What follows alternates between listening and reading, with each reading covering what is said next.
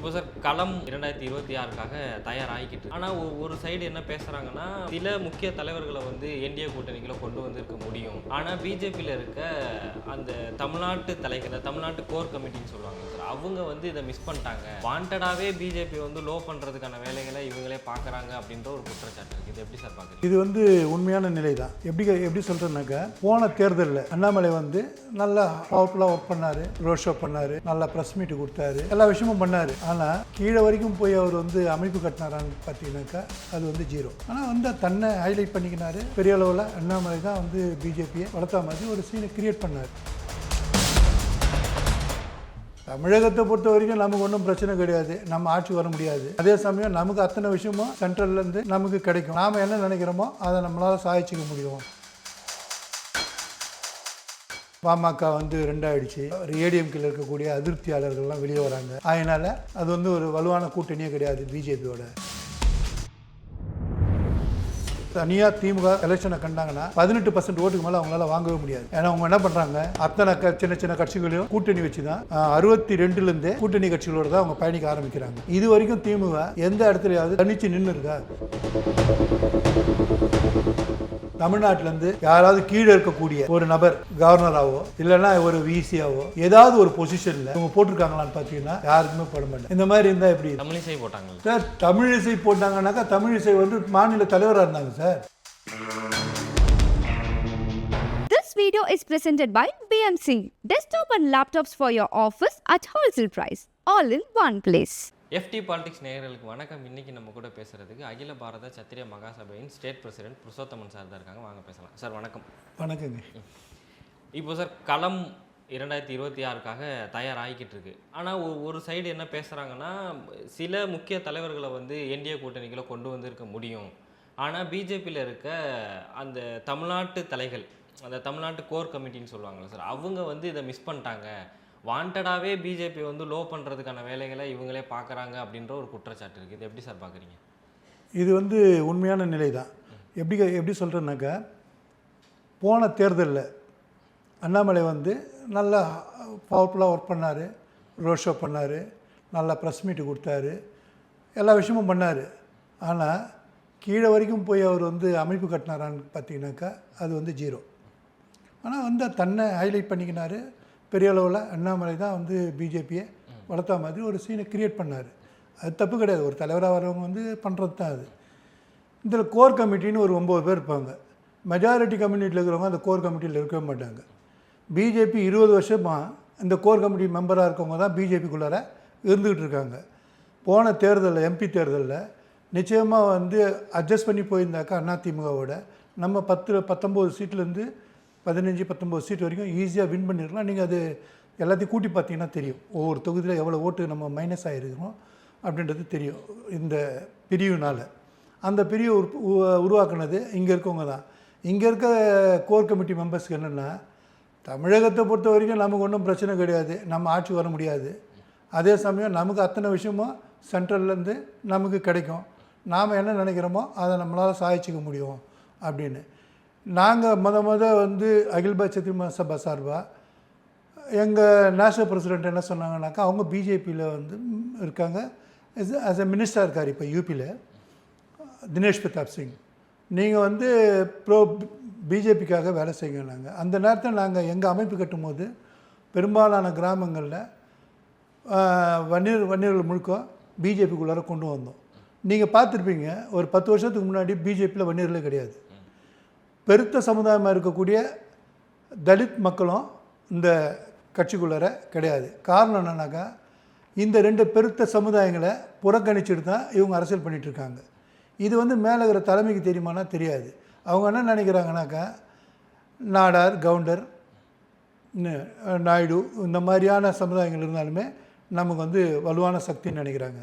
For example, Nadar சேர்த்துக்கிட்டிங்கன்னா 75லேருந்து 90% converted Christian.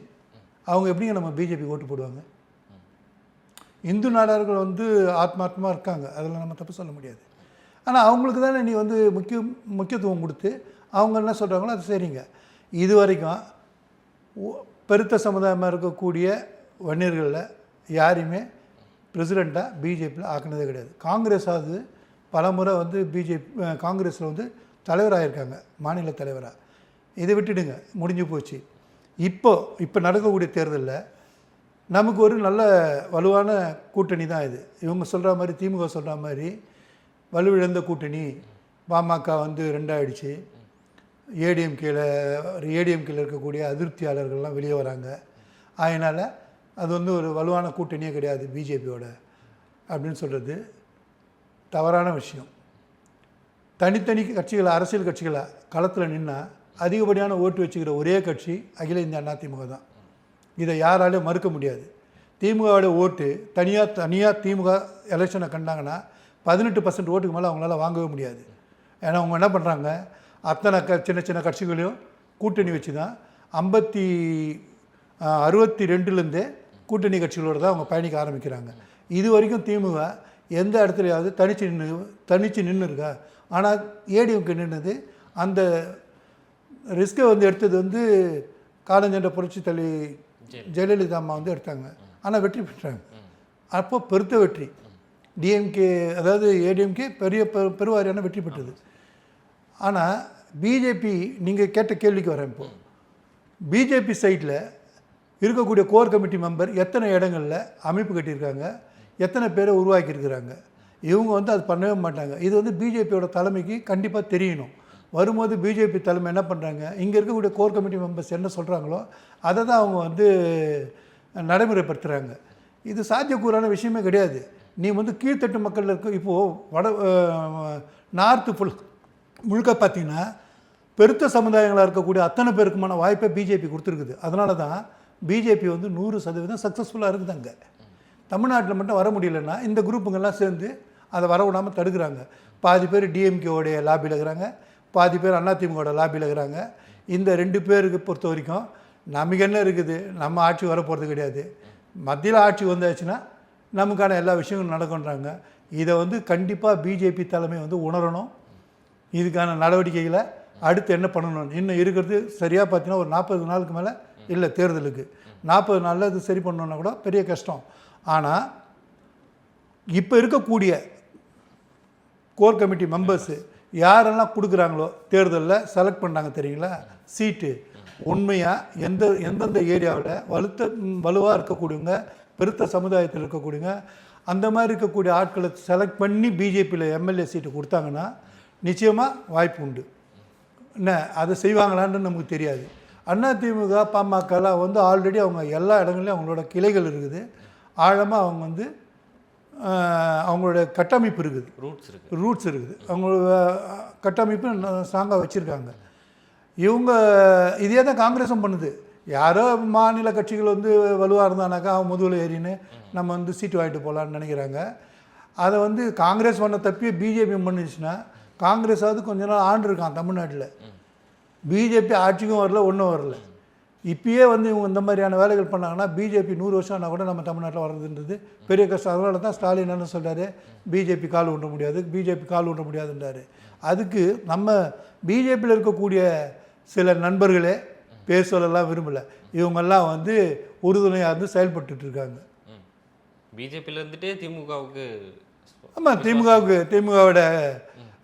திமுகவுக்கும் அதே மாதிரி ஒரு குரூப் அதிமுகவுக்கும் வேலை செய்யுது. இப்போ அதிமுக நம்மளோட கூட்டணியில் இருக்குது. நான் நினைக்கிறது, அதாவது முத பாரதிய ஜனதா பார்ட்டி ஆட்சிக்கு வந்தப்போ அதிமுக வந்து அந்த கூட்டணியில் வந்தாங்க. வாஜ்பாய் வந்தப்போ கொஞ்ச நாள்லேயே அந்த கவர்மெண்ட்டு போயிடுச்சு. அடுத்து திமுக வந்து உள்ளார வந்தது. திமுக உள்ளே வந்து இன்றைக்கி சொல்லக்கூடிய, அதாவது பிஜேபியை பற்றி தவறாக பேசக்கூடிய இவங்க அன்றைக்கி என்ன பண்ணாங்க, என்னெல்லாம் இப்போவும் கரண்ட்டு சுச்சுவேஷன் பார்த்திங்கன்னா முக்கியமான பில்ஸ் எது வந்தாலும் பார்லிமெண்ட்டில் திமுக வெளிநடப்பு பண்ணிடும். நீங்கள் பார்த்தீங்கன்னா தொடர்ச்சியாக. அப்புறம் நீ எங்கேருந்து அவங்கள எதுக்குல்ல, அப்புறம் எதுக்கு பொய்யா? இப்போ இந்த தேர்தல் அதிமுகவுக்கு எங்களுக்குமான தேர்தல் கிடையாது. இந்த தேர்தல் வந்து மோடிக்கும் எங்களுக்குமான தேர்தல்னு சொல்லி சும்மா ஒரு பொய்யான பிரபகண்டா பண்ணி வர்றீங்க. மோடிக்கும் உனக்குமான தேர்தல்ன்றது இது கிடையாது, இது சட்டசபைக்கான தேர்தல். இப்போ விஜய் வந்த உடனே நீ என்ன பண்ணுற, நம்ம ஓட்டு, அதாவது மைனாரிட்டிஸ் ஓட்டு ஃபுல்லாக விஜய் வந்து முழுக்க எடுத்துட்டாக்கா நம்ம வீழ்ச்சி அடைஞ்சிருவோன்றதுனால இருக்கக்கூடிய அத்தனை பேரையும் ஒருங்கிணைக்கிறதுக்கு பார்க்குறேன். அதாவது 1%, 2%, 5%, 0.5% எல்லா ஓட்ஸையும் கலெக்டிவாக எடுக்கணும்னு திமுக நினைக்குது.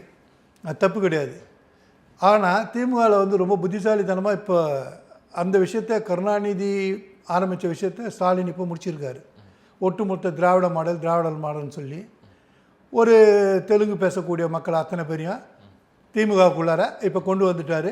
கடைசியாக விஜயகாந்தோட கட்சி, விஜயகாந்த் இருந்தாலுமே போயிருப்பாரான்னு தெரியாது, அந்த அம்மா வந்து முழுமையாக தன் சமுதாயம் தெலுங்கு அப்படின்ற மாதிரி அந்த அம்மா உள்ளார போயிட்டாங்க. ஆனால் அந்த அம்மா யார்கிட்ட கேட்டாங்க நம்ம திமுகவோட கூட்டணி போகலாமான்னு? யாரோடும் கேட்கவே இல்லை. அப்போது இந்த மாதிரி டிஎம்கே ஒர்க் பண்ணுறத ஏன் பிஜேபி பண்ண மாட்டேன்றாங்க? நான் சொல்கிறது என்னென்னா, திமுக ஒர்க் பண்ணுது, நீ உன்னால் வேலை செய்ய முடியலன்னா அண்ணா திமுகவாவது இணங்கி வேலை செய்யணும். இல்லைன்னா உன்னோட கூட்டணி கட்சியாக வந்திருக்கக்கூடிய பாமகவோடாவது இணங்கி வேலை செய்யணும். நீங்கள் வர விஐபிஸில் ரிசீவ் பண்ணுறதும் வழி அனுப்புறதுமா இருந்தாக்கா யாரோ கஷ்டப்படுவா நம்ம வரணும்னு நினச்சாங்கனாக்கா பிஜேபிக்கு தமிழ்நாட்டில் ரொம்ப கஷ்டம். நான்லாம் வந்து தேசிய உணர்வோட நான் வந்து ஹார்ட்கோர் பிஜேபியோட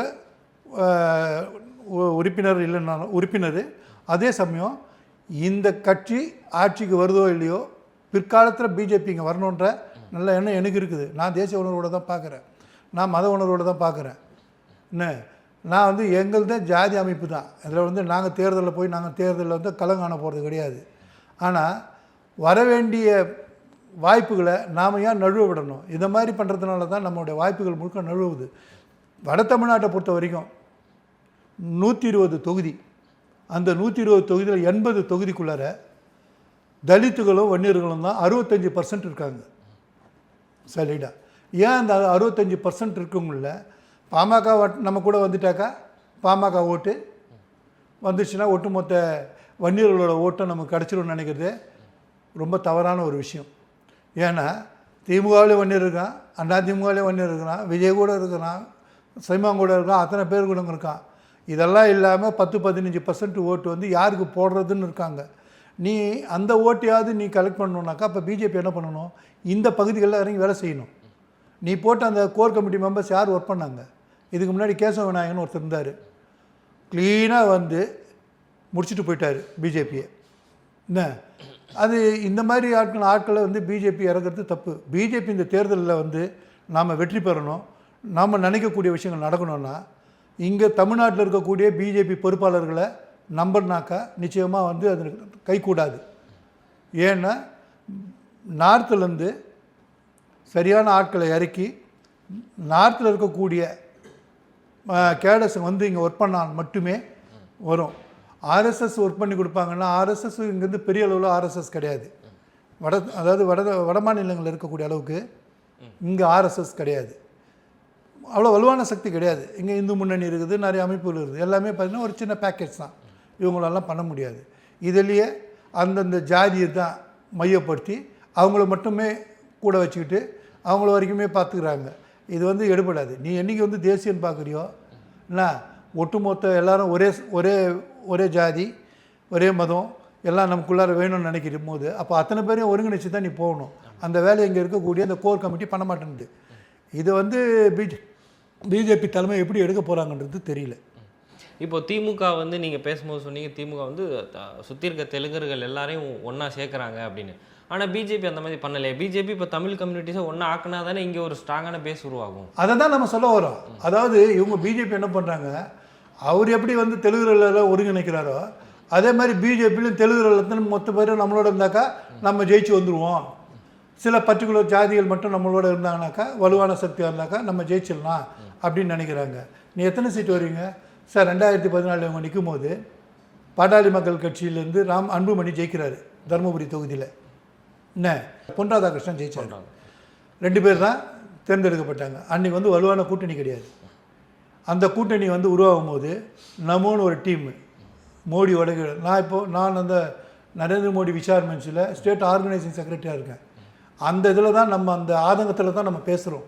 அதாவது மோடி வந்து பலவிதமாக அமைப்புகளை கட்டி நாம் எப்படியெல்லாம் வெற்றி பெறணுமோ அதுக்கான ஆட்களை விட்டு ஒர்க் பண்ணிகிட்ருக்காங்க. இங்கே நீங்கள் வந்து நரேந்திர மோடி விசார் மன்ச்சிலேருந்து யாருன்னா போய் இப்போ ஸ்டேட் பிரசிடெண்ட்டை பார்க்குறாங்கன்னு வச்சுங்க, பிஜேபியில் அவங்க ரெஸ்பான்ஸே பண்ண மாட்டாங்க. இப்படி ஒரு அமைப்பு இருக்குதுன்னு கூட அவங்களுக்கு தெரியாது.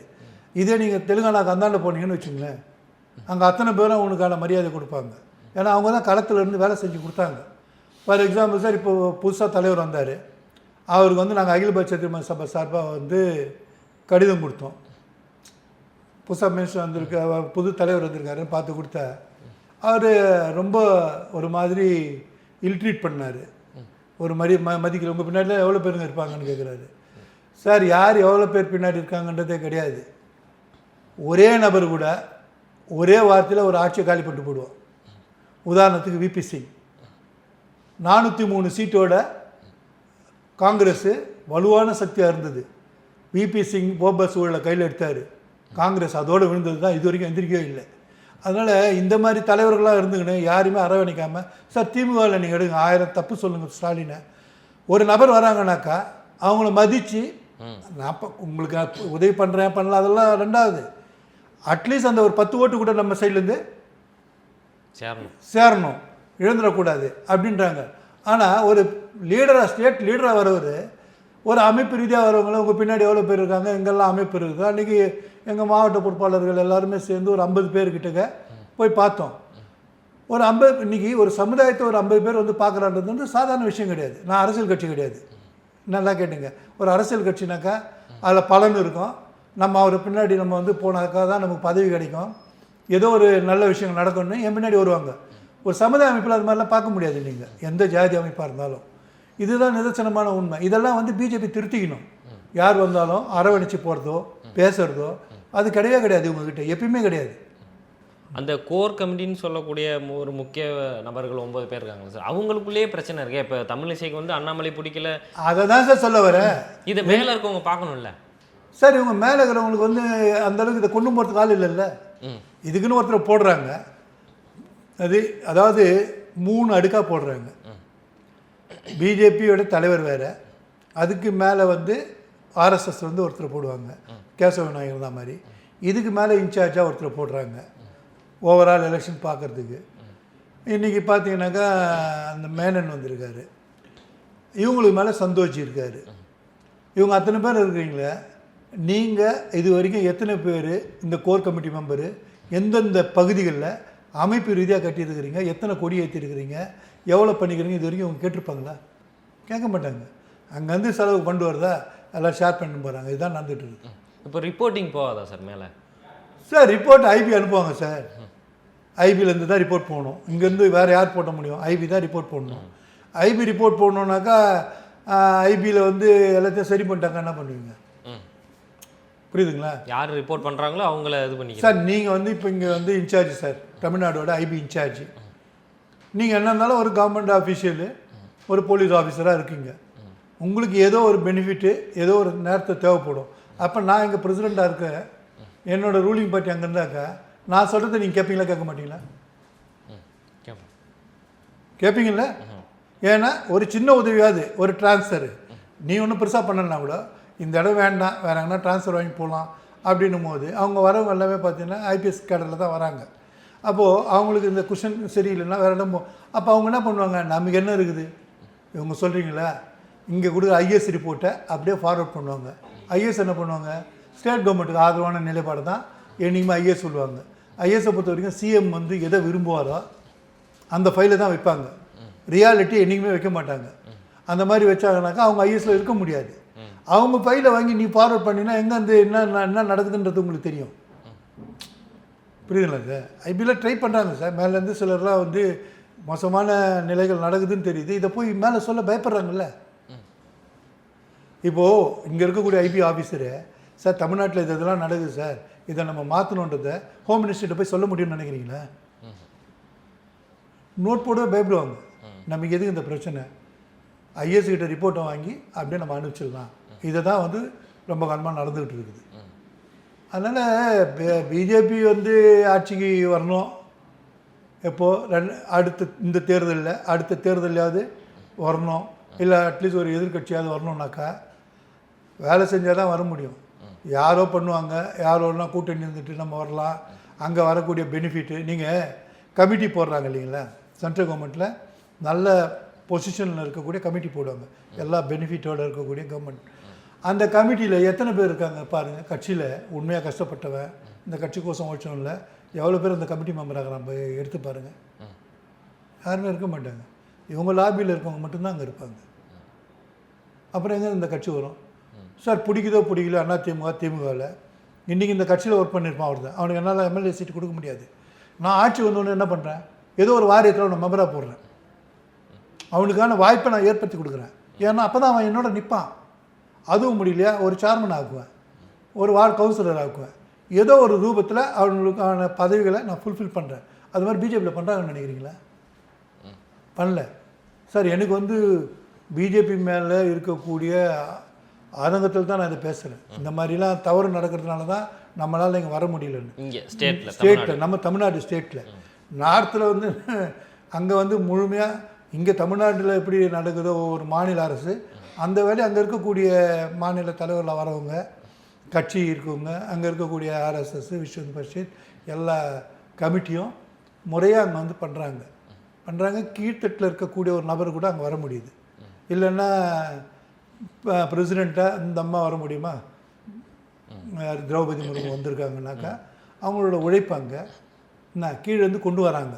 தமிழ்நாட்டிலேருந்து யார் போகிறாங்க?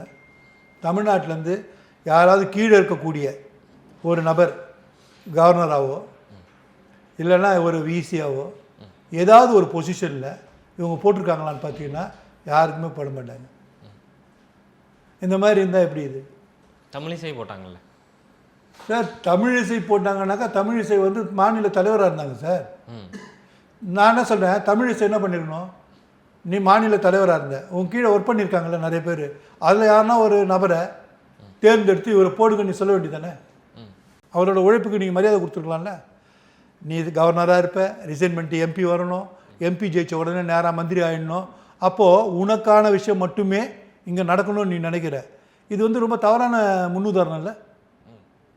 சொல்லுங்கள் சார். நான் இப்போது ஒரு மாநில தலைவராக இருந்தேன்னா எனக்கு வந்து அந்த வாய்ப்பு கிடைக்குதோ இல்லையோ சார், என்னை சார்ந்து இருக்காங்க இல்லைங்களா, எனக்கு கீழே இருக்கக்கூடிய அத்தனை கேடஸுக்கும் அந்த வாய்ப்புகளை நான் உருவாக்கி கொடுக்கணும். அவன் ஜெயிக்கிறான், தூக்குறாங்க, முடியல, இல்லை எத்தனையோ கமிட்டி வருது. ஒவ்வொரு கமிட்டியில் லிஸ்ட் அவுட் பண்ணி நீ வந்து ஏன் குரூப்பு உன் குரூப்புன்னு பார்க்காத, உண்மையாக அவன் கஷ்டப்பட்டான்றதை போடு. நீ உன் பிஜேபியில் வந்து சார் தமிழ்நாடு முழுக்க இருக்கக்கூடிய எத்தனை ஒன்றியத்தில் யார் யார் பொறுப்பில் வேலை செஞ்சால் எவன் இருக்கான்னு தெரியாது. ஏதோ ஒரு லிஸ்ட்டு போடுவாங்க, பண்ணிவிடுவாங்க. இவர் சொன்னார் தெரியுங்களா, நம்ம அண்ணாமலை 18% ஓட்டு 18% ஓட்டு. எதுக்கு ஏமாத்துறீங்க? 18% ஓட்டு நம்ம பிஜேபிக்கு இருக்கா சொல்லுங்கள்? 6% ஓட்டு கூட நமக்கு கிடையாது. நம்ம அந்த உண்மையை ஏற்றுக்கணும். இந்த 6% ஓட்டு நாங்கள் இந்த அமைப்புக்குள்ளார வந்தப்போ பல கிராமங்களில் வட தமிழ்நாட்டில் நிறைய பேர் உள்ளே சேர்த்தோம். நல்லா ஒர்க் பண்ணாங்க. யாருக்குமே அவங்களுக்கான அங்கீகாரத்தையே இந்த பிஜேபியில் கொடுக்கவே இல்லை. ஏன்னா ஒவ்வொரு படிநிலையிலையும் அவங்க டீம் இருந்து நம்மளை முடிச்சிடுறது. ஃபார் எக்ஸாம்பிள் சார், சுயேட்சையாக நின்று ஒருத்தர் வந்து சுந்தரம்னு அதிமுகவில் சீட்டு கேட்டார். அவர் அதிமுகவில் சீட்டு அவருக்கு நின்னார், தோக்கடிக்கப்பட்டார் போன தேர்தலில் சோழிங்கநல்லூரில். அவர் வந்து கவுன்சிலராக நின்று ஜெயித்தார் தன் சொந்த செல்வாக்கில். இருக்கிறதுல ஹையஸ்ட்டு ஓட்டு உள்ள கவுன்சிலர் எங்கன்னாக்கா அந்த அந்த ஒரு வார்டு ஜெயிச்சார். உங்ககிட்ட வந்து சேர்ந்தார், நிறைய பணம்லாம் செலவு பண்ணார். இப்போ எல்லாருக்கும் அந்த பொறுப்பு போட்டாங்க இல்லைங்களா, அவரெல்லாம் இக்னோர் பண்ணிங்க. அப்புறம் எங்கேருந்து சார் இந்த கட்சி வளரும்? அவர் பழையபடி அண்ணாடிஎம்க்கு என்ன பண்ணாங்க, வான்னு கூட்டிட்டாங்க. ஏன்னா இந்த மாதிரி கேடஸ் அவங்களுக்கு தேவை, புரியுதுங்களா? ஒரு வேளை இப்போ வர தேர்தலில் கூட அவருக்கு சீட்டு கொடுக்கலாம். ஏன்னா பணம் செலவு பண்ணுவாங்க, ஒர்க் பண்ணின்னு இருக்காங்க, பண்ணலாம். ஆனால் நீ அது பண்ணவே மாட்டேன்றீங்களே சார். திமுக அதிமுகவில் கிளைக்கழக செயலாளர்லேருந்து ஸ்டெப் பை ஸ்டெப்பு மாவட்ட செயலாளர் வர முடியலனா கூட மாவட்ட இணை துணையாவது வந்துடுறானுங்க. ஏதோ ஒரு சேர்மனாக வரான், கவுன்சிலர் வரான், ஏதோ ஒரு வரான். அதே தான் அதிமுகவில் நடக்குது. அதே மாதிரி சீமானோட கட்சியில் கூட பார்த்தீங்கன்னா கீழே ஒர்க் பண்ணுறவங்களுக்கு ஒரு ப்ரியாரிட்டி கிடைக்குது, அவங்க மேலே வராங்க. பிஜேபியில் யாருக்கு வந்திருக்காங்க சொல்லுங்கள்? எனக்கு தெரிஞ்சு பெருசாக வந்ததாக யாருமே இல்லை. சுத்தமாக என் குரூப்பு எனக்கு வேண்டியவங்களை முன்ன பின்ன தெரியாதவங்களை எல்லாரையும் நான் கொண்டு வந்து நிறுத்துறது. நீ கம்யூனிட்டி பண்ணு சார். இப்போது திமுக வந்து ஜாதி பண்ணுது சார் முழுக்க, இல்லைன்னா சொல்லவே முடியாது. எல்லா ஜாதியும் அடித்து நமக்கு ஒரு குடும்பம் மட்டுமே தமிழகத்தில் இருக்கணுன்றதுக்கோசம் பல ஜாதிகளை உடைச்சி பல பிரிவுகளாக்கி அத்தனை பெரிய ஜாதிக்கான அடையாளங்களை உருவாக்கி அத்தனையும் பண்ணுறான ஒரு நேஷ்னல் பார்ட்டி நீ ஏன் உன்னால் இங்கே பண்ண முடியல சொல்லுங்கள் சார். பண்ணலாம்ல? பண்ணலாம். பண்ண மாட்டாங்க. அதான் சொல்கிறேன், இந்த கோர் கமிட்டி என்றைக்கு இந்த கோர் கமிட்டியில் இருக்கிறவங்க ஒழிக்கிறாங்களோ அது வரைக்கும் பிஜேபி ஒன்றும் பண்ண முடியாது. சார் இப்போ இவ்வளோ பிரச்சனைகள் இருக்குது பிஜேபி தமிழ்நாடு சார்ந்த அந்த கோர் கமிட்டியில், இதை எப்படி சரி பண்ணலாம் அப்படின்னு நினைக்கிறீங்க நீங்கள்? சார் இப்போ வந்து மேலே வந்து இந்த விஷயத்தை எடுத்துகிட்டு எடுக்கணும். எடுத்து அமித்ஷாக்கு நேரடி பார்வைக்கு போச்சுன்னு வச்சுங்களேன், ஹோம் மினிஸ்டருக்கு உடனடியாக இதை வந்து இது என்ன பண்ணணுமோ அந்த வேலைகளை பண்ண ஆரம்பிச்சிடுவார். அவரோட நேரடி பார்வைக்கு போகாத அளவுக்கு இவங்க பிளாக் பண்ணுறாங்க. வர சார் அங்கேருந்து பொறுப்பாளர்கள் போடுறாங்க சார். பொறுப்பாளர்களே வந்து இதை சொல்லணும்ல. ஏதோ அவங்க ஆதாயத்துக்கு அப்படியே பார்த்துட்டு அப்படியே போயிடுறாங்க. இதுதான் நடக்குது. பல கேள்விகளுக்கு சிறப்பான பதில் கொடுத்தீங்க. நேரத்துக்கும் பதிலுக்கும் ரொம்ப நன்றி. நன்றி.